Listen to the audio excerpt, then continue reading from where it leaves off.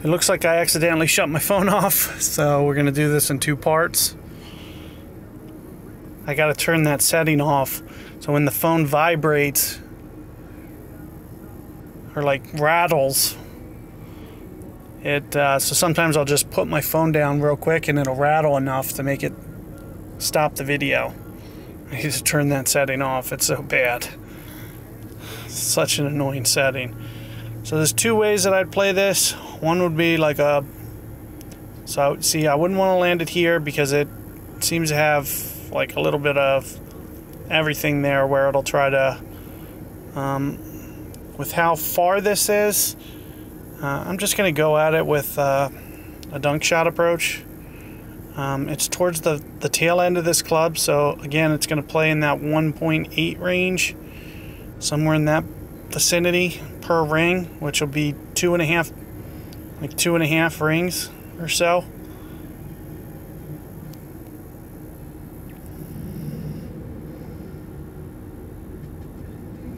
Ah! You can't shank those. But let's see if I can get it with a second ditch effort here. Nope, not quite. So that's one of the reasons you'll see like how I kind of play my wind accordingly. I'll backspin it, and sometimes I can still get that to go in on certain holes. I'll miss-hit the shot and then still get it to go in. One of the things you got to be real careful of, I was kind of rushing, but it looks like they put in a patch where, so if you were originally watching my videos on dunking, I'd say you have to go a little bit past the bullseye. You no longer have to do that. I think they patched their shot arrow to where it now plays right dead center. So you no longer have to go past center on your shot arrow here when you're doing dunks. So if you just put it dead center, it's enough. Now, I haven't tested that theory with 3-wood yet, with like a wood. I haven't really been playing a lot of dunks unless I'm within range to do so. So I haven't tested it on everything. But for the most part, you put the shot arrow in the center of the circle, and it actually flies the way where you're seeing the bounce, which is nice. There's no more guesswork. Okay, so now we're going to have to play this with we're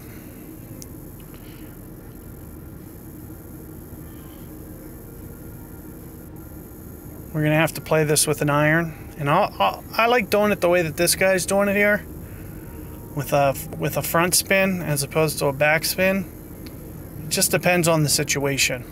The only reason I like this shot here, the main reason,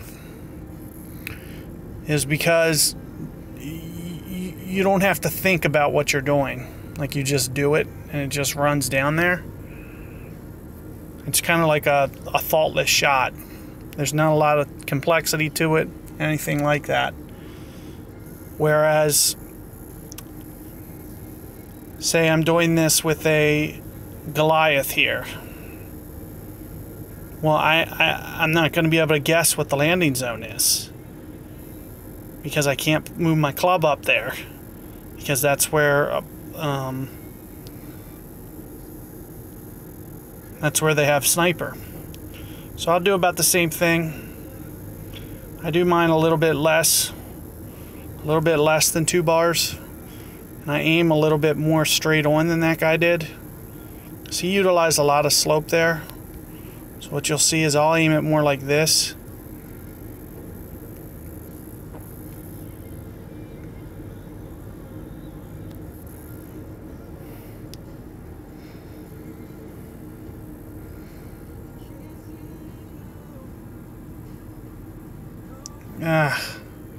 Looks like my ball's dying a little bit too short.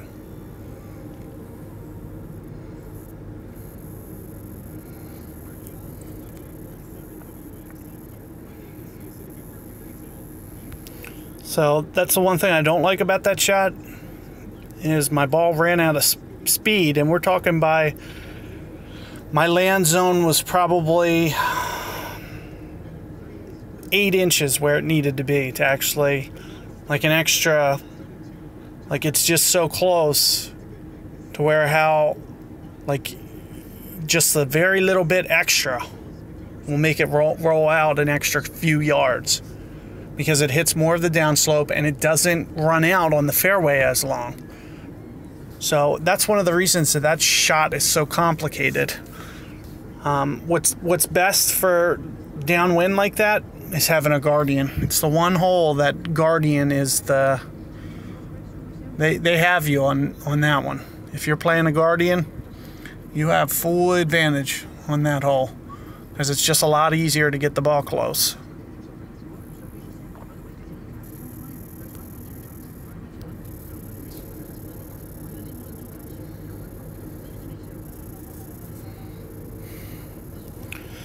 So let's see, we got this last time. I'm trying to think what I did. Okay, so last time you saw I got aggressive on this hole on my last video that I did.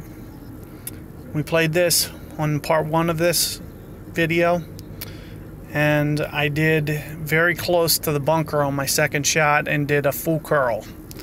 This time I'm going to try to get it to a spot where I can play the rough shot. Of course, it's always dependent upon a variety of other factors too, but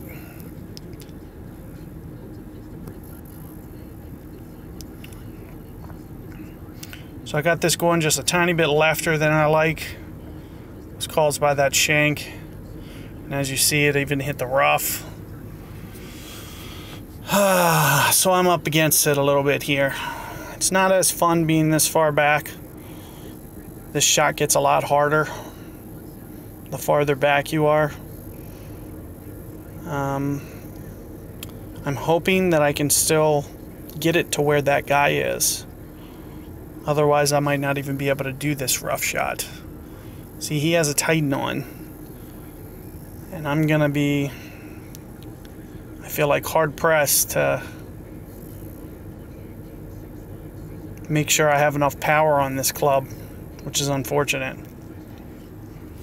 But you see, that's more or less the shot that I did last time. It's a very safe shot. It's pretty easy to execute. A lot of the guys do it. It looks like I can hit this rough shot, but not without guessing, because I'm going to have to add power. But it's not a lot of power. So maybe I'll still just try it anyway. So I think usually I do about 2-ish rings or 1-ish. I think it's usually 1-ish rings. So I'm going to do, since it's into the wind, I'm going to do 2. I'm going to move it over this way because of the wind that's kind of in the face, and I'm going to add a little bit of power, hoping to hit that rough, but not too much power. That might actually be too much, to be honest with you. The more I already knew before I even released it, it was too much. I don't even know what I was thinking. I forgot that it was uphill, and I just booted it through there. That shot's not as hard as I made it seem.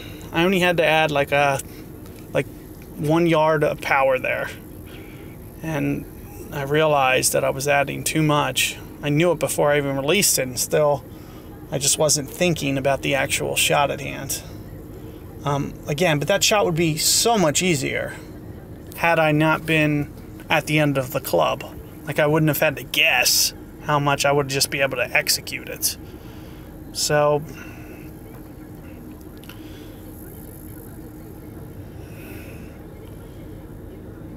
let's see if I can't pop this up there. Perfect ball.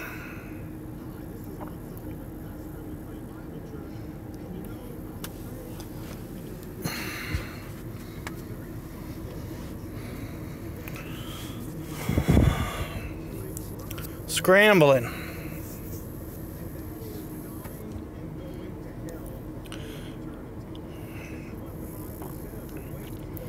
Okay, good. We got another hole. And this is a hole that I like to do full backspin on as well. Might not need full backspin on a wind like this, Might still do it. I definitely like left spin as well. So if I could do, for instance, landing it here, this is ideal. So we're going to want to go at least 7 rings here, minimum. Probably 8, maybe even, so there's 5. Then I'm going to do at least probably 3 more. It usually plays a little bit downhill.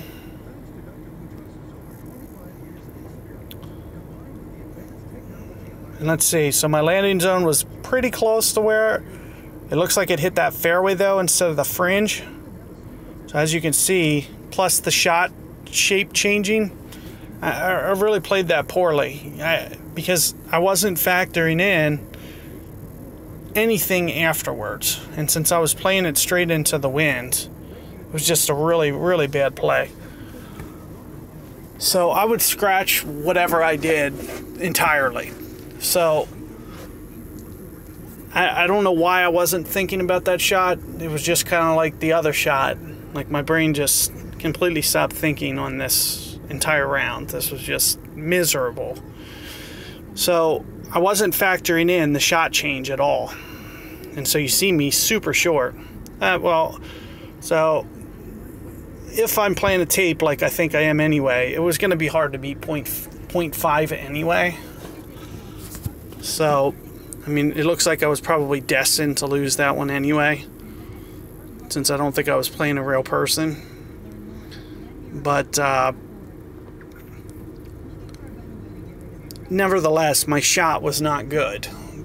I only missed by less than a yard because you saw I had my aim on the fringe and then landed it on the fairway. But that really slowed the ball down too. But more so than that, the shot shape. The shot, when you're going into the wind 7 miles per hour, that's going to add at least a bar of backspin, minimum, probably even a bar and a half.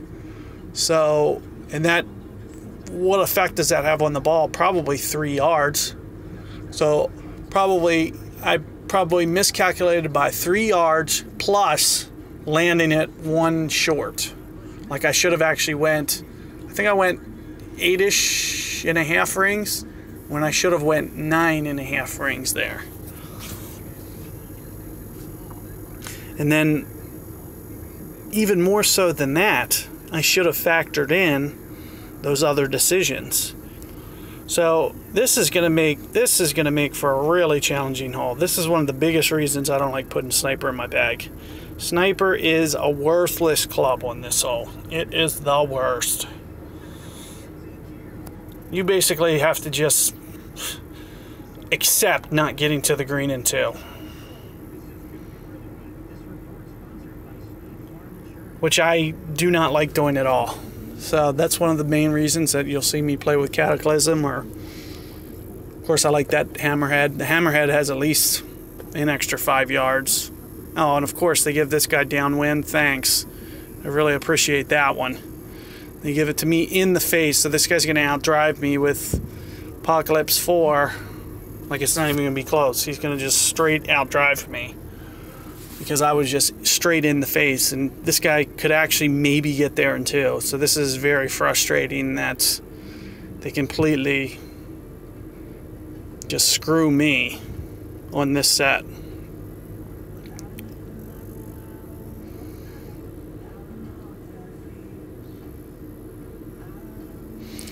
But nevertheless, it might not even matter. Like we still might not get a good wind on this next hole. But of course we get downwind, so that's going to make his shot so much easier. He's going to have 5 yards on me. 5 yards in the grand scheme of things, well, it could be the difference between, as you can see, it's going to be the difference between getting there and not getting there is what it looks like. I mean, it looks like I'm going to get there. But Jesus, I mean, what do I have to do to get it there? Gotta hit this perfect.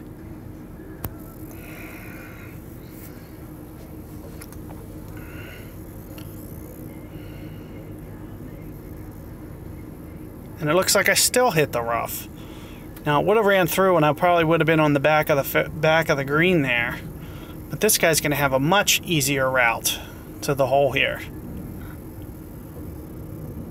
So he would have really outdrove me if he would have put on a Titan. Look like he's just using a basic ball. So if he would have put on anything else, he's going to have to do the same thing. He's going to have to go full now just to get there. And it's showing that he has a Titan, but I can't really tell if he does, because on the spin he doesn't. I'm assuming it must be a Titan. Looks like we're in the same spot. So what I'll do from here, more times than not, is I'll just go for the dunk. But the pitch itself isn't tremendously hard either. Especially if you're landing it, you know, up here. You see, just pick a spot where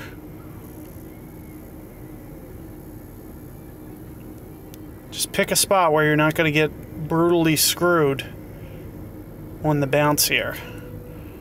You see, I'm trying to make sure that I'm landing it close enough that it's not going to be affected by the wind.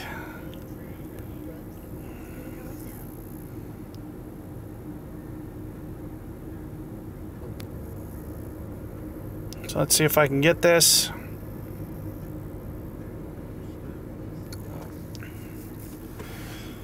So you see I kept it inside cup there and just played kind of towards the right edge. It was never going to leave the cup because I was only basically pitching it 5 yards. My ball wasn't going to go more than a ring difference on my Embringer. This guy's playing his a little bit different. His will play a little bit more than mine did, but not to this effect. I don't think a wind's going to play as much as he played it. It was just a tiny bit of an overplay.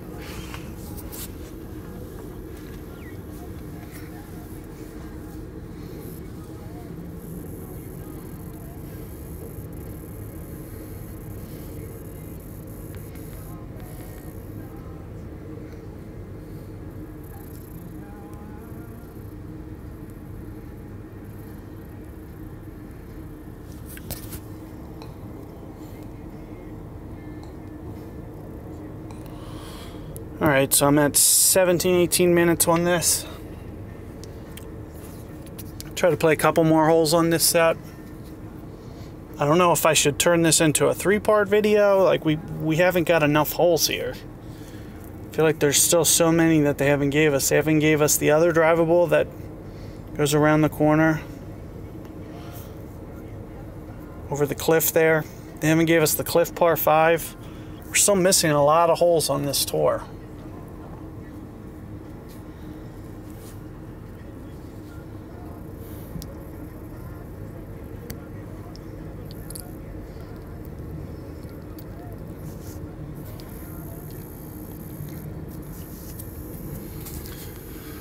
Okay, so on this hole, what I typically try to do is definitely get aggressive on the drive, kind of like what you see with this guy doing.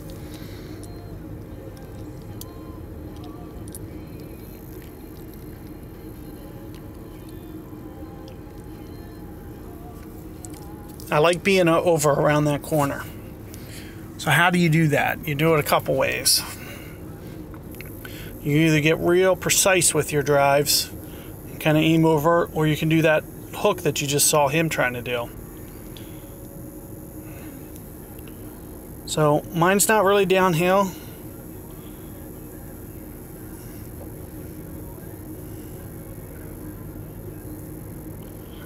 So what I'll usually do is I'll aim here with a hook.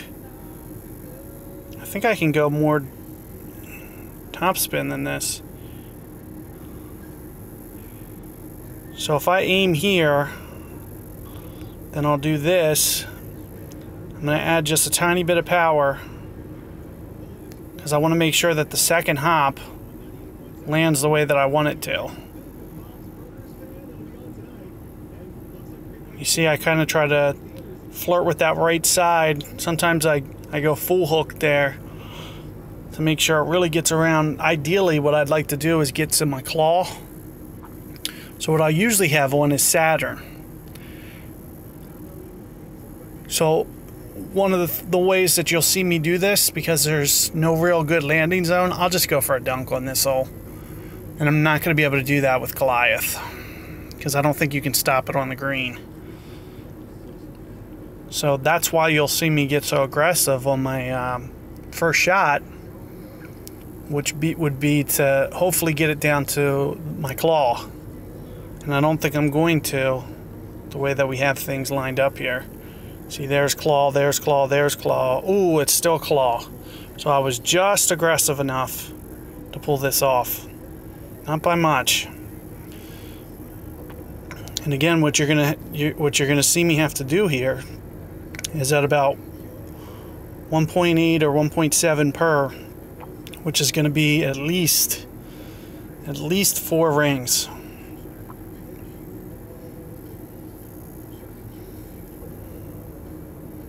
So I'm going to go into that 5th ring, which is the right one, the white one, just a tiny bit.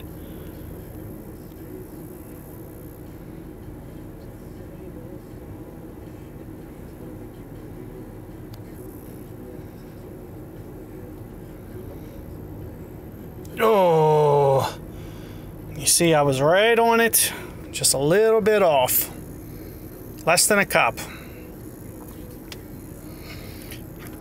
There's no point to not go for that, in my opinion. There's almost no way you can try to play that hole to where you're going to play it precise enough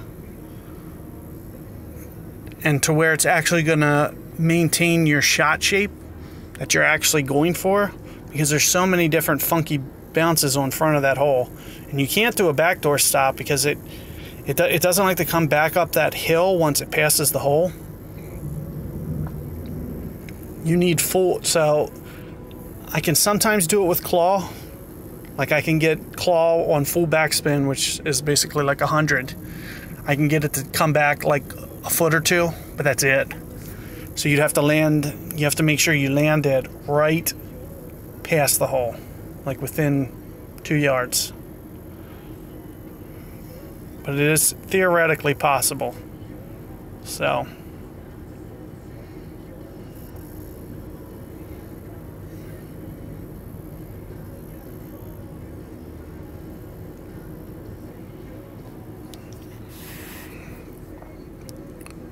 I didn't see what this guy did, but it doesn't look like he backspun it. That was probably the biggest thing that he didn't do, which was no backspin.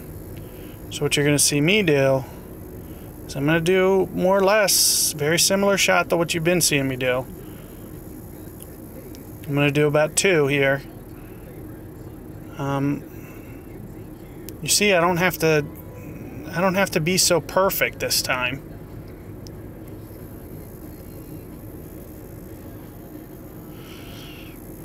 So you're going to see me do a little bit different to where I'm aiming more like this.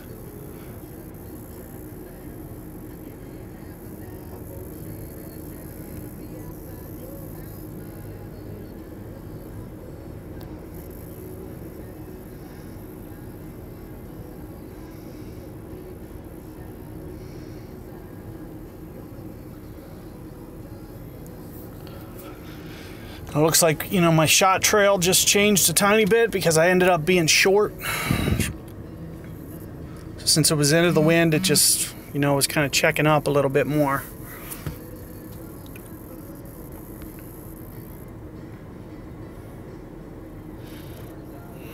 It's unfortunate they keep giving us that hole.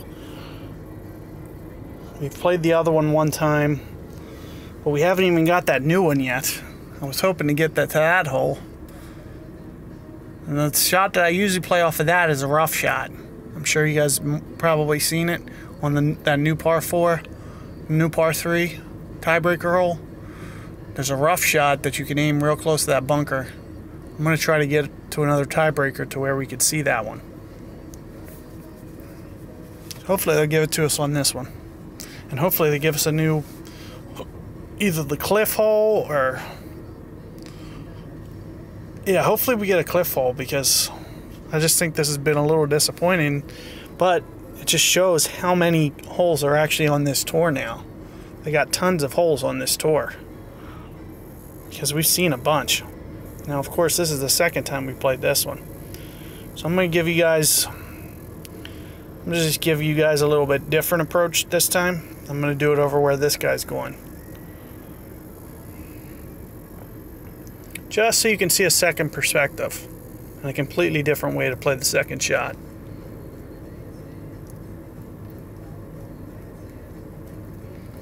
So last time you saw me go for the dunk and then backspin, it almost made it, even with the missed dunk.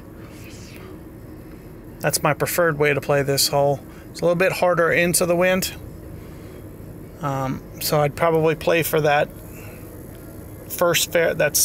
this first fairway over here. I just try to land it in here and stop it.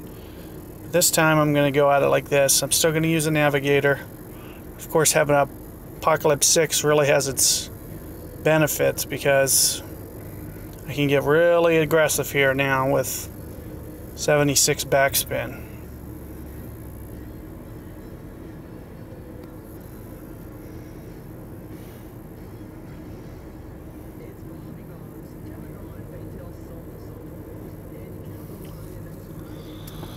So you see I'm trying to really take it to the edge here. Maybe didn't need to quite take it that much, but I like reducing that bunker play. So getting it over there really has its advantages, because you can alleviate that bunker. And you see I use a lot of navigators when I play this tour. I really like that wind resistance more so than the side spin. It's more important. Of course, that's only true if you have clubs that have good curl. If you don't have good curl, you're going to want to play these with some side spin balls. A navigator is not a good side spin ball. But you see, for the most part, I don't have to side spin anything. And you see, this is the biggest advantage to taking the approach that I do.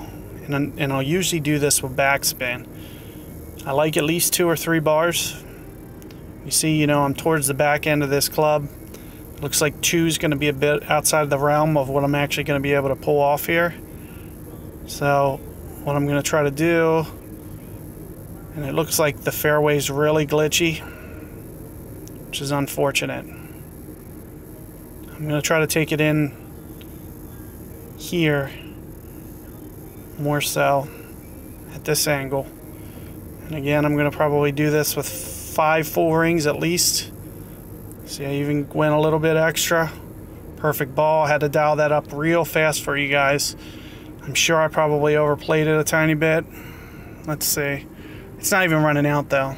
See, I wasn't sure. I like using my shot arrow, but I also like being more cautious when I'm not putting spin. Sometimes it tends to hit the green and just kind of bounce funny and then run through greens. So when I'm not putting on top spin, I'll be a little bit more cautious. Or when I'm not putting on backspin, sorry.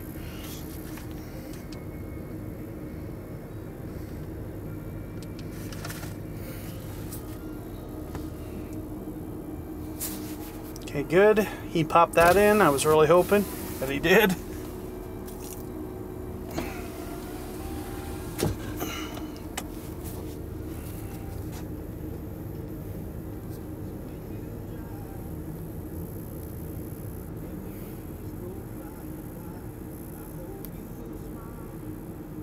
Okay, so let's see if they can give us one of the other par 3s. I think the only one we probably haven't seen is the actual new hole. I was really hoping to include that in this video. And here it is, finally. So there's a rough shot real close to the bunker, and that's the preferred method. For me, for a lot of guys, plays kind of 1-to-1. So the hardest thing about this shot is playing the top spin right, or the back spin, or whatever.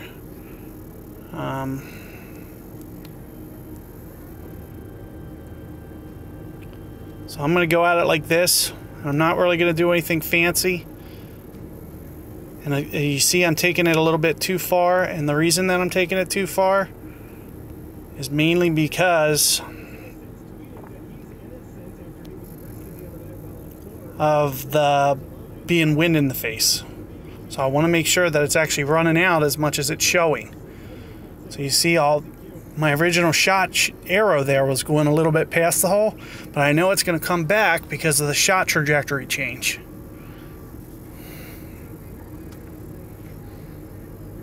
Another way to do it is this, so I'm glad that you're going to get to see this. Full backspin here, and you'll see a lot of guys do this too. This is also a very safe shot, but the one things that you want to... So it looks like he's overplaying this. There you go. He's coming back a bit. I still think he's overplaying it, but we'll see. You don't really need to play that much wind. One of the biggest things is how is it going to bounce off this fairway? Okay, so he got a real nice check. It looks like he's going to win this one. But it was really nice bounces, so he had to really hit those grooves for that to come in like that, because it doesn't always do that.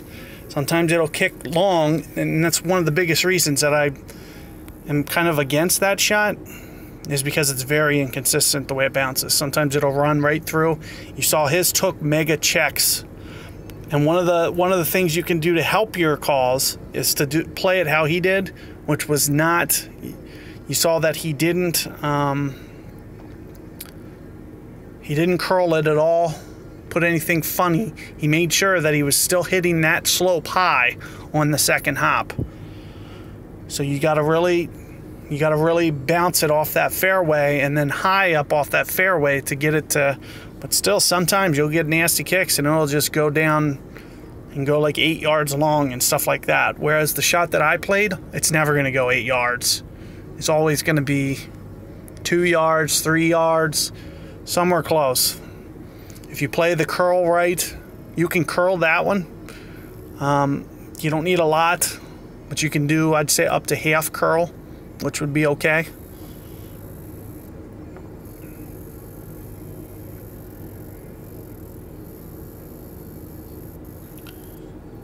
So the way I play this one, 9 times out of 10, is like this. You see, you just want to make sure, foremost, that you're not hitting the rough, which I'm not.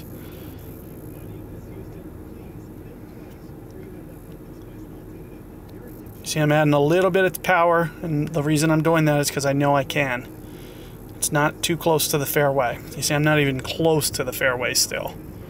But you also got to make sure you don't run it through this fairway, too. Doing that, so you don't want to land it too close. If you land it too close, sometimes it'll run through. Of course, running through isn't the end of the world either.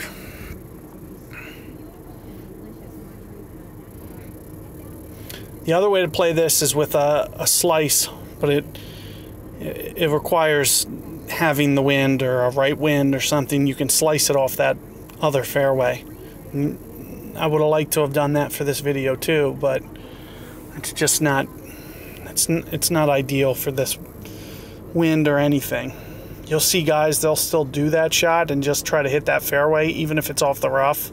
It's just not a very good shot. It's not very smart. You're better off always playing this shot. This is just very, very safe shot. As long as you're straight with the ball. That's the only thing that you have to do, is you have to be straight with it. No shanks, none of that. You don't have a lot of margin of error going that way. And the way you can play this is a variety of ways. So as you can see, I'm kind of in the middle here of a Goliath. I like playing it like this.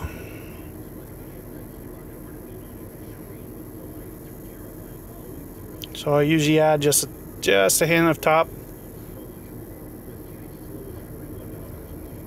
I think I might need just even a tiny bit more than that.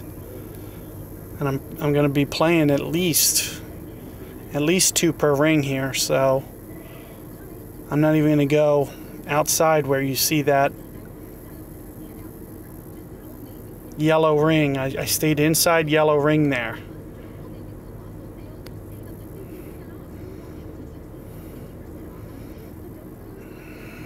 And it looks like I babied it. It's not coming up, but you see I played plenty of wind there, and I didn't even go outside that one yellow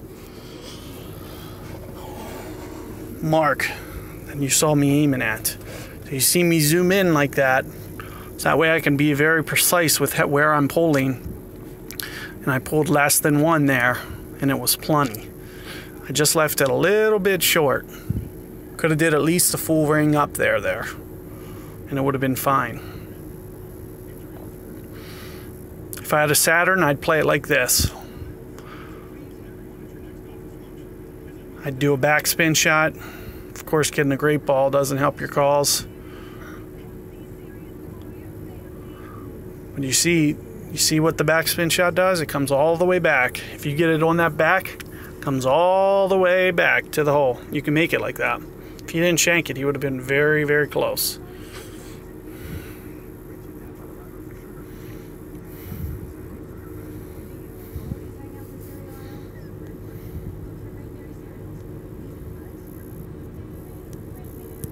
Coming up on 36 minutes. Chances are I'm just going to end it here, guys. We have at least an hour or something that I've played on this tour. Probably an hour and 10 minutes. It's getting a little on the long side. Over 2 videos. Of course, it doesn't cover all of Asia, but I've walked you through and at least help give you, some strategies on this. So one of the things I'm hoping we get is a little bit different wind. Okay, so we didn't get anything that was like too out of control on these tours. This is a different direction. One of the things that I want to make sure I point out to you guys on this is make sure you overplay the wind here. It likes to play downhill. So like on a 4 wind here with this Sniper 10, that's accuracy is 100, he's going to want to go pushing towards 5 rings. It looks like, okay, so far it looks like he's gone 4. So let's see how that plays out. Unless, okay, so look, he's curling it. So that's adding at least another half ring. So he's at least 4.5 rings now. And let's see where this is. Okay, so that was decent.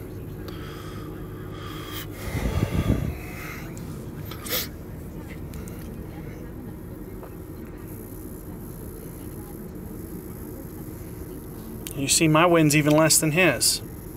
So concentrating on perfect ball. And you see I just went 4 rings there. I make sure that I'm going to do more than 4 rings. Downwind. Do 4.5. Of course, make sure my second bounce is on the green this time. And again, I just need to go about 3.5 here. 3.5 rings, somewhere in the white circle there is enough. Not the white, but the clear, where it was just green.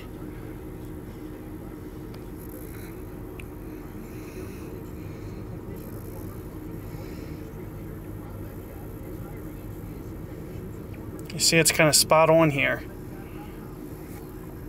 I went about 3.5, which was right into that clear ring. It's supposed to be black, but since I guess they just don't like putting black, they don't show it as black because it would just be so hard to see. But you see it was a little bit of an underplay, even though I played a little bit extra, because I played 3.5 rings for a 3.3 wind, when you only need to play, in theory, 3 1/3. I played 3.5, and it was still an underplay. More so than anything, it's because of the shot correction. That wind, at being 3-some, changes the trajectory by about 1/2. Maybe by about 1/2 a ring, or 1/2 a side spin, or whatever.